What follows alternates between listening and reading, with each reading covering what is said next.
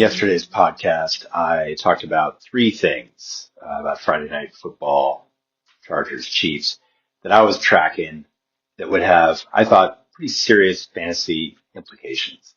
There are things partly that I've been talking about all summer on the blog, on the podcast, and there were also things that I felt leading into week one were going to be not necessarily make or break, but definitely kind of a wow moment as we solidify the values of certain players that we only could project based on ADP and kind of our sense over the summer that week one was going to tell us something a lot more. One of those things was the Chargers backfield.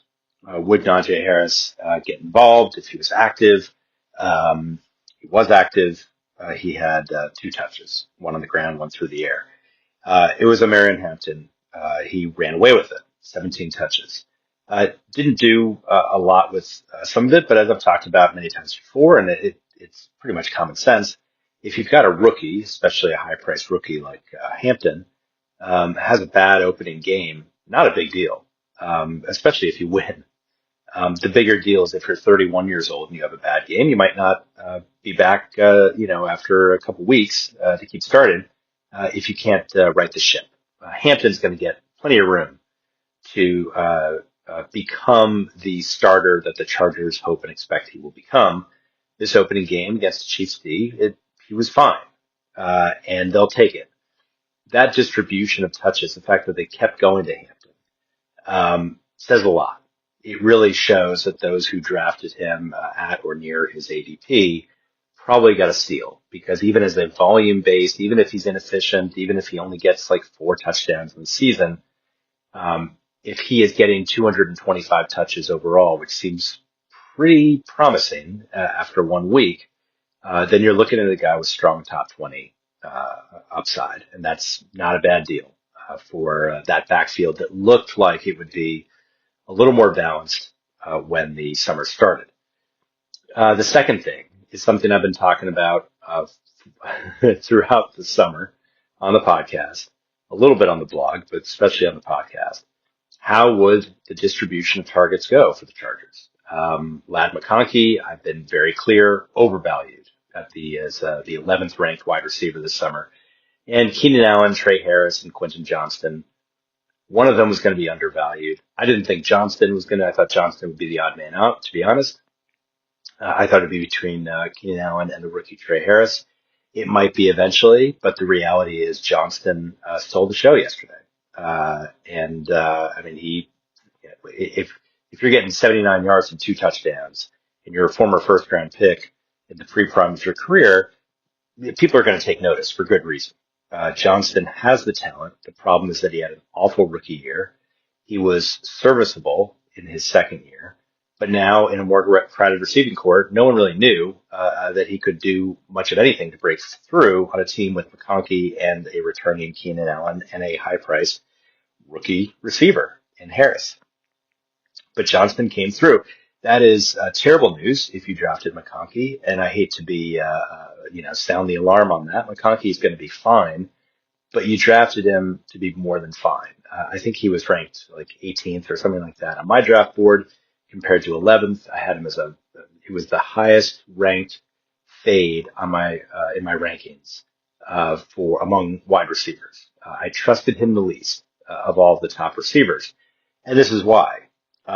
It wasn't because I thought Johnston would step up. I thought Keenan Allen or Harris would step up. It turned out that yesterday, Johnston and Allen both stepped up. And so we're not going to see Justin Herbert connect with 3 receivers and feed 3 receivers most games, in my opinion. I think 2 is realistic. Once the running game improves, once Hampton gets more acclimated, we might see a little bit of a pullback, with Herbert not necessarily throwing for 300 yards and 3 scores in most games. But this is really not something that was a fluke. I'll put it that way. We could see the writing on the wall that it wasn't just going to be the McConkey show. Now the question becomes, how good is Johnston? Is Johnston going to rival the other two as, again, former number 1 pick, first round pick, is he going to compete with McConkey and Allen as an alpha?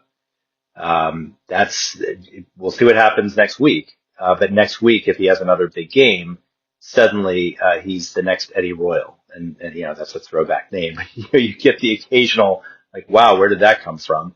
Except with Johnston, it's earned in the sense that we knew how good he could be. It's just that he hadn't put it all together. So pay close attention to that going forward, and hopefully you were smarter than me and drafted Johnston. The third thing is Isaiah Pacheco. That was the third guy or group that I was really paying close attention to last night. Explained why in yesterday's podcast. The game script didn't really allow him to get going. He had 7 touches, only 5 on the ground. He looked fine. But just like with McConkey, you want more than fine from Pacheco. It's his backfield unless he squanders it or unless he gets hurt. Kareem Hunt also had 5 rushes, same number as Pacheco. Didn't do much with it. Did a little bit more through the air, but that's kind of irrelevant. I mean, it's Pacheco, and then Hunt seems to be the 1B. And the hope for those who drafted Pacheco is that he's going to get you 14 plus touches a game. I don't know that he will. I don't know that that's going to be the average. There should be concern about someone with declining efficiency, who was a former, 7th round pick or undrafted free agent, who essentially broke out as a rookie, but hasn't looked like the same player, even when he was healthy, since then. Again, not too big an alarm because of the game script, but I would still be concerned that this is not just a fluke and that Pacheco will be fine. I don't think fine really covers it. I think he's going to be more or less TD dependent because he often has been during his career, and there's no sign that that's going to change. Last thing I'll say, just in terms of Patrick Mahomes, I drafted him in my league, and what I'm about to say is going to sound a little nuts because I don't remember the last time I did this, but it's a 14-team league, and I always just carry one quarterback and I roll with it. But in this case, I drafted Lamar Jackson, and then Patrick Mahomes just fell in my lap later than expected, and I went for it. My sense was with Rashee Rice and Xavier Worthy and the rest of the team, that he was going to have enough weapons to get back to being top 5. Last night, it's interesting that he did look like, in terms of his production, a top 5, more or less quarterback. It's just that he was missing his 2 top guys, which is scary for those scary good for those who drafted him, because there is this sense of, the greatness of Mahomes is still there. It's just that he's feeding Hollywood Brown and Juju Smith-Schuster and an aged Travis Kelce and Tyquan Thornton, and somehow he's still putting up 20 plus points in fantasy points. Still early, understandably. It's one game, but we also have many years of Mahomes to look at to understand that if you overlooked him in the draft, if you thought he was going to be, 10th best or 11th best quarterback or something like that he was kind of in a decline with all these other guys stepping up because Mahomes in recent years has not been as dominant more often than not. This might be the year that he returns to greatness, true greatness, rivaling Josh Allen and Lamar Jackson.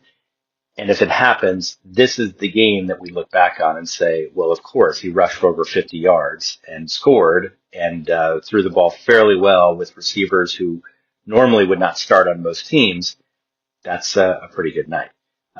We'll be back tomorrow morning with the Sunday preview, and I might do a DFS lineup again, and we'll see about that. But in the meantime, it's BJ Rudell, Fantasy Football for Winners. Follow me on the blog. Email me anytime. We'll see you tomorrow.